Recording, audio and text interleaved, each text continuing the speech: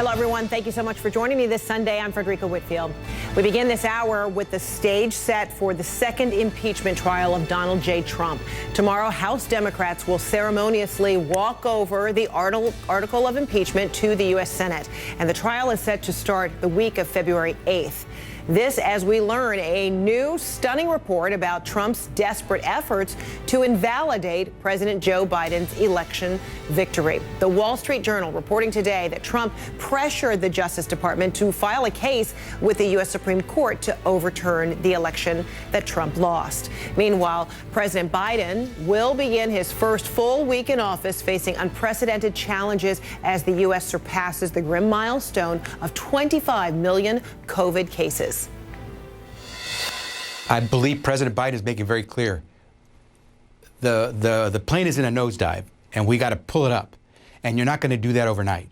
But we're going to pull it up. We have to pull it up. Failure is not an option here. So what is the plan to succeed? We'll have that in just a moment. But first, the latest bombshell report showing just how far former President Trump was willing to go to overturn his election loss. This coming one day after we learned Trump tried to fire the acting Attorney General Jeffrey Rosen if he didn't assist in overturning Biden's election win in Georgia. Let's bring in CNN crime and justice correspondent Shimon Prokopets. So, Shimon, what more can you tell us about this reported effort by Trump to overturn the will of the voters? Yeah, and just continued examples of how the former president, would try to use the Department of Justice for political gain.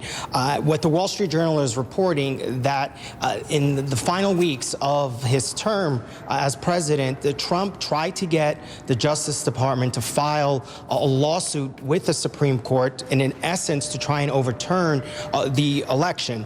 The Attorney General at the time, William Barr, the Deputy Attorney General, who became the acting Attorney General, Jeffrey Rosen, and then the Solicitor General at the time, a man by the name Jeffrey Wall, all refused to do that. They all refused to take the case to the Supreme Court, arguing that they had no legal standing. There was nothing for them to argue. And also, the Wall Street Journal notes that even the president's own lawyers, the White House counsel team, also didn't agree with this move by the president. But again, Fred, of course, this all highlights how the former president attempted to use the Justice Department for his political gain. And then, Shimon, you know, there's more momentum in this investigation of the former president and the lengths that he was willing to go to undermine this free and fair election. What did the Senate Majority Leader Schumer say? Right. In light of the reports, first reported by the New York Times, of the former president trying to fire the acting Attorney General, Jeffrey Rosen, and then, of course, this news from the Wall Street Journal, Senator Schumer there, the Democratic leader, is calling for the Department of Justice Inspector General to launch an investigation. Here's what the Democratic leader said. What happened was just despicable.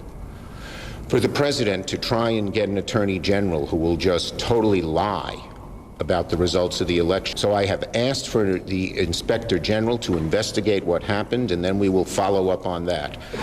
The inspector general, I believe, he hasn't communicated to us, but I have good reason to believe he will go forward. Of course, Fred, this all comes to, as all this comes to light, what more is there that we don't know about that went on at the Department of Justice? That is a big question. And the other thing, of course, that a lot of people are talking about is whether or not these efforts by the former president now somehow become part of the impeachment trial. All right, we shall see. Thank you so much, Shimon Prokopets. Appreciate that. All right, so the U.S. Senate is set to hold their impeachment trial for the former president February 9th. And tomorrow the House will walk over the article of impeachment to the Senate, charging Donald Trump with incitement of insurrection for his role in that Capitol riot. And this will be the first time a former president will face an impeachment trial after leaving office. And today, one GOP senator made the case that the trial is constitutional. The preponderance of the legal opinion is that a impeachment trial after someone has left office is constitutional. I believe that's the case. I'll, of course, hear what the lawyers have to say for each side, but I think it's pretty clear that the effort is constitutional. All right, let's bring in Joe Johns now on Capitol Hill. So, Joe, any indication that Republican senators support this effort to convict the former president in this upcoming trial? Fred, everything I've heard and seen suggests probably not, but that there is still a lot of time for some soul searching. This is really just the tip of the iceberg, what's going to happen tomorrow when those impeachment managers, 9 impeachment managers, walk over from the House of Representatives to the United States Senate to deliver and present that one article of impeachment. It's only 4 pages long, short and sweet.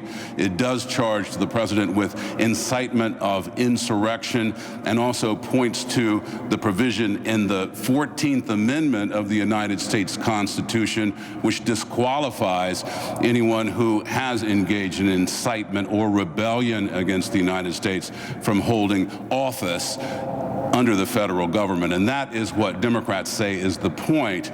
That's why they say they're going through this in the midst of the Biden first 100 days, his COVID plan, his nominees, and all the things he has to deal with.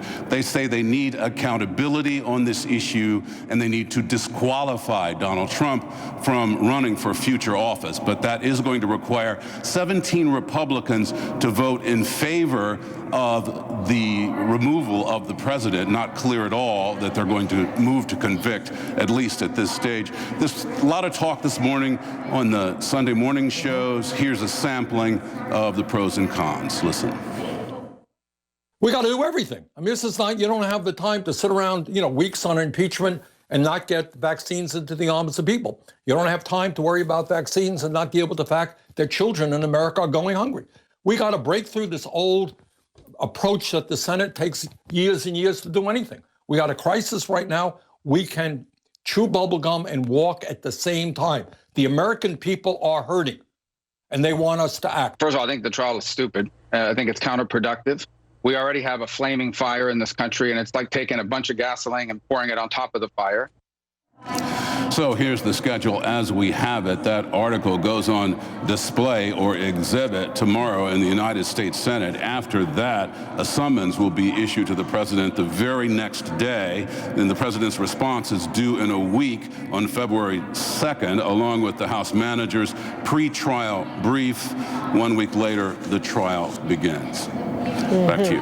Okay, Joe. And again, you said with a conviction, you need the 17 Republican senators, that along with all Democrats, a 2/3 majority in order to convict the president. Thanks so much, Joe Johns. All right, now to the pandemic and yet another horrific milestone. The U.S. exceeded 25 million cases today. This as the Biden administration is getting ready to hold a call with a bipartisan group of senators on its $1.9 trillion COVID relief bill. Arlette Saenz is at the White House for us. So, Arlette, this call about to happen in about an hour or so. What is the White House hoping to accomplish at this meeting? Well, Fred, this call is essentially the latest push from the Biden administration to try to get bipartisan sign-on into that $1.9 trillion COVID relief package. Brian Deese, who is the director of the National Economic Council, will be holding this phone call or Zoom call potentially with a group of about 16 senators. It includes Republicans and Democrats. Republicans like Senator Susan Collins, Lisa Murkowski, and Mitt Romney. And then on the Democratic side, you have Independent Senator Angus King, as well as Senator Joe Manchin participating. And this comes as there has been some Republican skepticism out there over passing another COVID relief package so soon after they passed that $900 billion package at the end of last year. But the president has made clear that he wants to ensure that there is bipartisan support for the bill that he's passing. That is his preference. And that is what White House officials are trying to work through calls like this and others that are happening behind the scenes. But in addition to this COVID relief package up on Capitol Hill, the Biden administration is also tackling the vaccination process. And one thing that White House officials say will be different under this administration is more participation and involvement from the federal government. And take a listen to Biden's nominee for HHS Secretary Javier Becerra, who spoke with our colleague Dana Bash earlier today.